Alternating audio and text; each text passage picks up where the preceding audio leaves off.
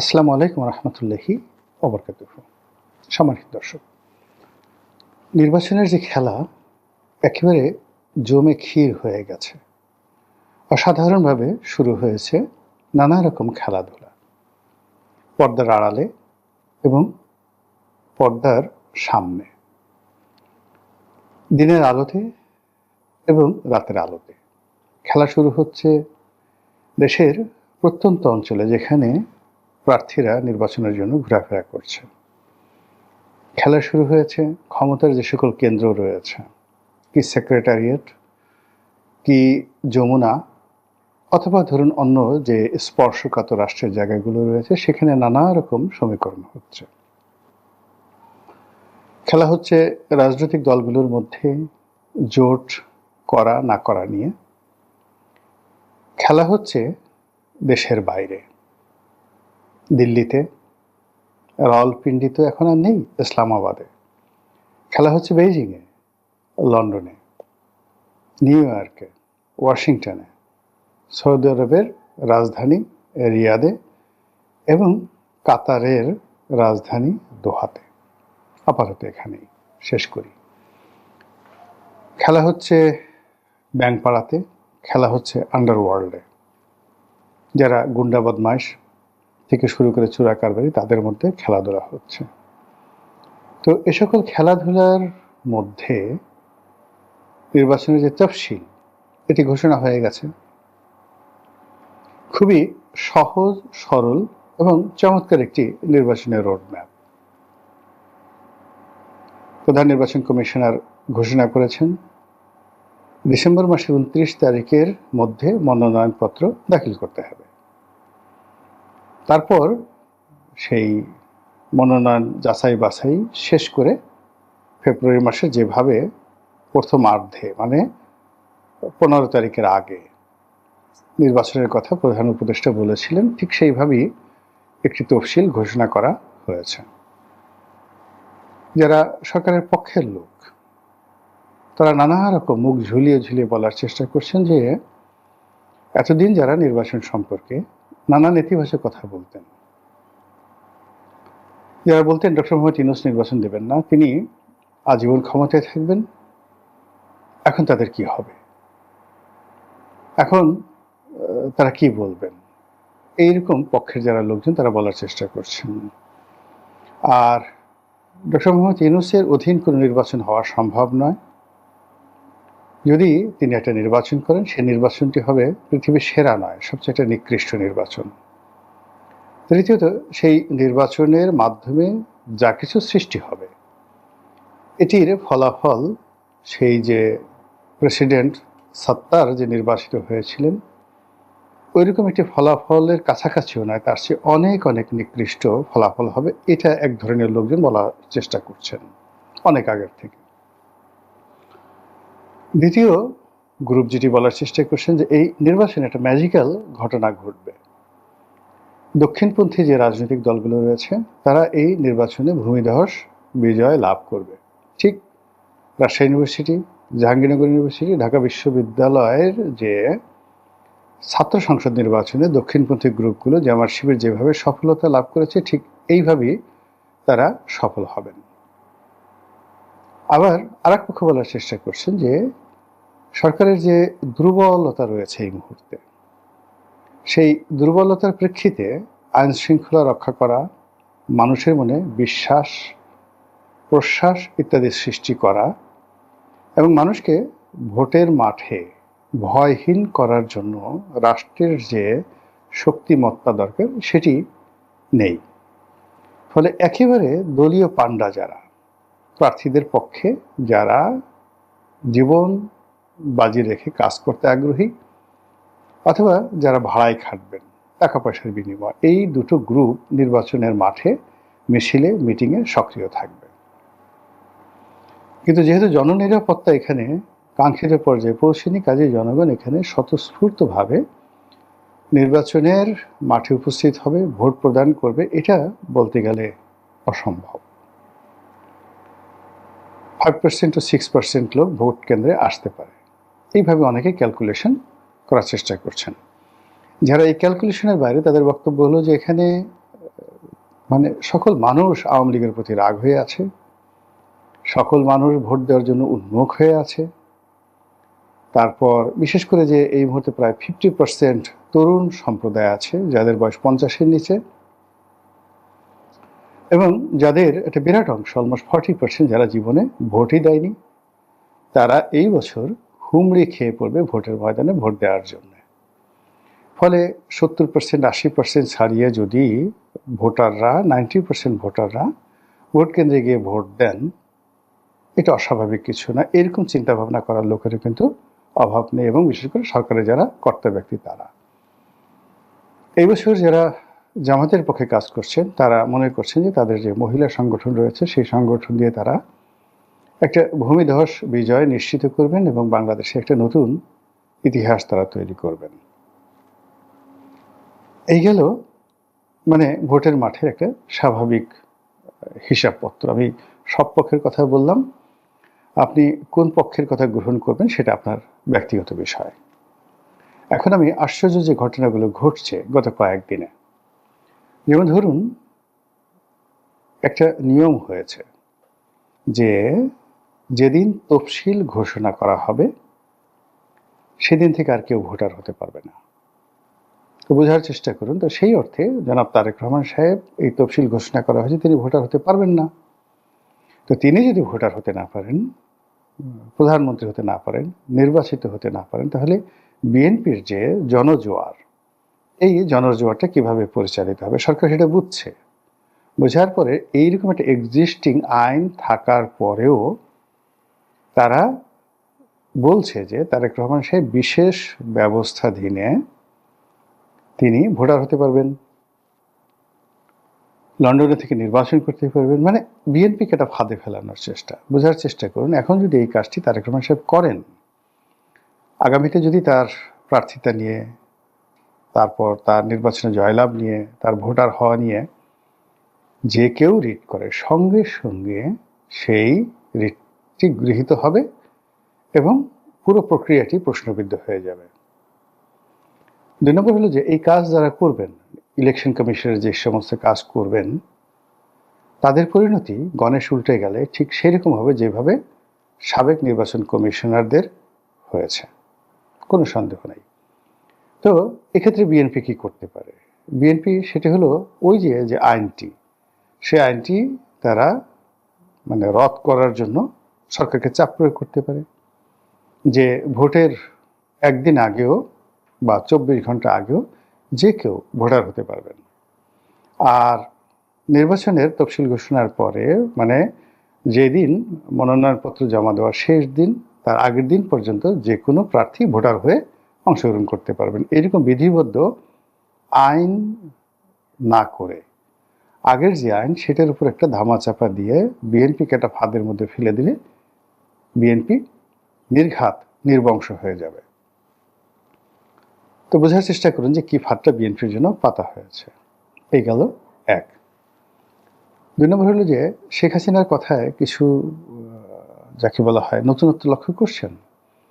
তিনি তার স্বাভাবিক যে কথাবার্তা তার বাইরে গিয়ে তিনি সেই যাকে বলা হয় বেগম জিয়ার যে অসুস্থতা, এটা নিয়ে তিনি দুঃখ প্রকাশ করেছেন, সহানুভূতি জানিয়েছেন এবং তার মঙ্গল কামনা করেছেন। রাখেন এখন এটা এখানে। দ্বিতীয়ত জনাব তারেক রহমান সাহেব সম্পর্কে মার্কিন যুক্তরাষ্ট্রের যে গোপন দলিল সমূহ, অর্থাৎ 2001 থেকে 2006 পর্যন্ত হাওয়া ভবর সংক্রান্ত যে সকল মানে গোপন দলিল ছিল, সেগুলো এই সময়টিতে হঠাৎ করে উন্মুক্ত করে দেওয়া হয়েছে, ওপেন। এটা আমি একটা নেটে একটা জিনিস পেলাম, এটা আমেরিকান সরকারের পক্ষ থেকে এটা করে দেওয়া হয়েছে। এবং কেন এই সময়টাতে আমেরিকা সেই জিনিসটি করে দিল, এটা হলো 2 নম্বর।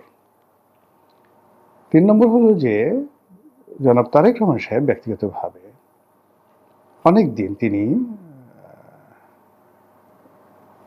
মানে যাকে বলা হয় জামাতের ব্যাপারে উদাসীন ছিলেন, অনেকদিন প্রেমমুগ্ধ ছিলেন এবং অনেকদিন রেজিস্ট ছিলেন। জামাতের ব্যাপারে নেতিবাচক কোনো কথা বলে তার দরবার থেকে কেউ ফিরতে পারত না। অলানে ছাড়ে তিনি ইউটার্ন করেছেন এবং তিনি এবং তার দলের যে সকল নেতাকর্মী জামাতের বিরুদ্ধে বলছেন, এটা বিএনপি রাজনীতির সঙ্গে 180 ডিগ্রি অ্যাঙ্গেলে সাংঘর্ষিক। 2 নম্বর হলো যে দলের মধ্যে যে সকল লোক জামাত বিরোধী, এখন তারা দলের কাছে খুবই গুরুত্বপূর্ণ হয়ে উঠেছেন, বিশেষত মুক্তিযোদ্ধা ফজলুর রহমান সাহেব। আর যেখানে স্বয়ং তারেক রহমান সাহেব জামাতের বিরুদ্ধে যে কথাগুলো বলছেন, এটা খুবই কগনিজেন্সে আনতে হবে। 3 নম্বর হলো যে বিএনপি যেভাবে নির্বাচন এবং অন্যান্য বিষয় নিয়ে যাকে বলা হয় গ্রিন সিগন্যাল দিয়েছিল সরকারকে, এবং সরকারের প্রশংসায় পঞ্চমুখ, এবং ডক্টর মোহাম্মদ ইউনূসকে তাদের একান্ত আপনজন হিসেবে মনে করেছিল। ইদানিং বিএনপি নেতৃবৃন্দের কথাবার্তায় একটা বিরাট গ্যাপ তৈরি হয়ে গেছে। অন্যদিকে এনসিপি কিংস পার্টি, তো তারা যে সকল কথাবার্তা বলছে, তারা ইলেকশন কমিশন সম্পর্কে বা তাদের নিরপেক্ষতা নিয়ে প্রশ্ন করছেন, এবং কোনো অবস্থাতেই তারা একটা জোট করার ব্যাপারে হালে পানি পাচ্ছেন না। এনসিপি এবং আরও দুটো সংগঠন, এবি পার্টি আর একটা হলো রাষ্ট্র সংস্কার আন্দোলন, এই 3টি সংগঠন একত্র হয়েছে, কিন্তু এটার কোনো রাজনৈতিক ইম্প্যাক্ট নেই। অন্যদিকে বিএনপি যে সকল ঘনিষ্ঠ বান্ধব, সেই বিপ্লবী ওয়ার্কার্স পার্টি বলেন, গণ অধিকার পরিষদ বলেন, আমজনতা পার্টি বলেন, আমজনতা পার্টির প্রধান যিনি জনাব তারেক রহমান, তার নামও তারেক রহমান, তো তার সেই দল বলেন, আন্দালিব রহমান পার্থর দল, এনডিএম ববি হাজ্জাজের দল, জুনায়েদ সাকির দল, তারপরে আসম আব্দুর রব সাহেবের দল, তারপর এরকম যাদের সাথে এই মামুনুল হকের দল, যাদের সঙ্গে তাদের যাকে বলা হয় দীর্ঘকালীন রাজনৈতিক সমঝোতা, এখানে সবাই আশা করেছিল যে অন্তত 100টি আসনে তাদেরকে ছাড় দেওয়া হবে। এখন সেই 100টি আসন কমতে কমতে 10টি আসনও রাখা যাচ্ছে না। আবার অন্যদিকে যে সকল আসনে প্রার্থী দেওয়া হবে, ধরুন যাকে বলা হয় আমার যে আসনটি ছিল, এই আসনটিতে আমি যে সমস্যাটা দেখতে পাচ্ছি, সেই সমস্যাটা হলো এখানে গণ অধিকার পরিষদের নুরুকে দেওয়ার জন্য দল অনেক আগের থেকে, একেবারে সেই আমার কাছে মনে হচ্ছে আরও 3 বছর আগের থেকে দল সিদ্ধান্ত নিয়েছেন। আমার সাথে জনাব তারেক রহমান সাহেবের কথা হয়েছে সেই 2019-20 সনে, তো তখনই তিনি নুরুর ব্যাপারে খোঁজখবর রাখছিলেন, আর আমি তখনই তাকে বলে দিয়েছিলাম যে আমি আর ইলেকশন করব না। তো 2019 সন থেকে আমি এই জিনিসটা দেখে আসছিলাম যে জনাব তারেক রহমান সাহেব নুরুর ব্যাপারে ভীষণ রকম দুর্বল। অন্যদিকে ঢাকা বিশ্ববিদ্যালয় ছাত্র দলের সভাপতি ছিলেন হাসান মামুন, তিনি আসলে দীর্ঘদিন ধরে এই আসনে মনোনয়ন লাভের জন্য চেষ্টা করছেন। তো ইতিপূর্বে যেমন 2008 সনে যে নির্বাচন হলো, তখনই তিনি প্রার্থী হওয়ার চেষ্টা করছিলেন, তখন শাহজাহান খান সাহেবকে দেওয়া হয়েছিল। আর 2014 তো বিএনপি অংশগ্রহণ করলো না, 2018 সনে আমাকে দেওয়া হলো, আর 24 সনেও বিএনপি অংশগ্রহণ করেনি। ফলে হাসান মাহমুদ যিনি আছেন, তার জীবনে এটাই শেষ সুযোগ। এর 5 বছর পরে তিনি আর আসলে এই রাজনীতি থেকে কিছুই পাবেন না। ফলে তার সারাটা জীবন তিনি এই সংগঠনের পিছনে যে সময় দিয়েছেন, এবং কলাচিবের 10 মিনিট আমার যে নির্বাচনী এলাকায় এই দুটো আসনের সকল কমিটি, ওয়ার্ড ইউনিয়ন পর্যায়ে কমিটি এমনভাবে তিনি করেছেন যে ওখানে হাসান মামুনের বাইরে গিয়ে জনাব তারেক রহমান সাহেবও যদি ওখানে গিয়ে দাঁড়ান হাসান মাহমুদকে ছাড়া, তাহলে ওই কমিটির যারা লোকজন আছে তারা সবাই হাসান মামুনকে বাদ দিয়ে তারেক রহমান সাহেবের সঙ্গে আসবে, আমার কাছে মনে হচ্ছে না। এই নেতাকর্মীগুলো যারা আছে তারা হাসান মামুনের সঙ্গে একেবারে কাঁধে কাঁধ মিলিয়ে ফেলেছে। ফলে তাকে যদি রাজনীতিতে টিকে থাকতে হয়, তাহলে তাকে স্বতন্ত্র নির্বাচন করতে হবে, অথবা বিএনপির যে প্রার্থী যদি অন্য কাউকে দেয়, তাহলে হাসান মামুনের রাজনীতি সেই দিন থেকে শেষ। সে যদি বিরোধিতা করে, পার্টি থেকে তাকে বহিষ্কার করা হবে, কমিটি বাদ দিয়ে দেওয়া হবে। আবার সে যদি স্বতন্ত্র নির্বাচন করে, তাও একই অবস্থা হবে। পুরো কমিটি, তার যে কমিটি আছে রাজনীতি তছনছ হয়ে যাবে। এই গেল হাসান মামুন এবং বিএনপির ভাষণ। অন্যদিকে যদি হাসান মামুনকে মনোনয়ন দেওয়া হয়, হাসান মামুনকে মনোনয়ন দেওয়া গেলে বিএনপি যে সবচেয়ে শক্তিশালী গ্রুপ, হাসান মামুনদের হাতে কমিটি আছে, কিন্তু মাসেল পাওয়ার এবং ভোট যাদের হাতে সেটা হলো সাবেক সংসদ সদস্য শাহজাহান খান, তার আত্মীয় স্বজন এবং তার কমিটি। ফলে সেখানে হাসান মামুন পাশ করে আসাটা খুবই কঠিন। ওখানে জামাতের প্রার্থী পাশ করার সম্ভাবনা অনেক অনেক বেশি। নুরুল হক নুরু যদি তার নিজের দল থেকে দাঁড়ায়, যেহেতু আসলে গলাচিপা 10 মিনা আমার যে নির্বাচন অত্যন্ত ম্যাচিউরড একটা এলাকা, এখানে যারা ইতিপূর্বে সংসদ সদস্য হয়েছেন এবং জনপ্রিয় হয়েছেন, সাস্টেন করেছেন, তাদের সবার এডুকেশন, অভিজ্ঞতা এবং ওই এলাকার জনগণের প্রতি তাদের যে কন্ট্রিবিউশন, নিজের পকেটের অর্থ খরচ করে জনগণের সেবা করার যে একটা ঐতিহ্য রয়েছে ভীষণ রকম। আমি যেমন ধরুন ওখানে একসময় শিক্ষামন্ত্রী ছিলেন বাতেন তালুকদার সাহেব, তারপরে এর আগে ছিলেন বারেক মিয়া সাহেব, তারপর ক্ষমা জাহাঙ্গীর সাহেব, তারপর আমি ছিলাম। আমরা সবাই নির্বাচিত হওয়ার আগে 10 বছর 12 বছর নির্বাচনী এলাকায় আমাদের সর্বস্ব, মানে সময়, টাকা, মানে যত কিছু খরচ করেছি, ফলে মানুষের হৃদয় ওইভাবে আন্দোলিত হয়েছে।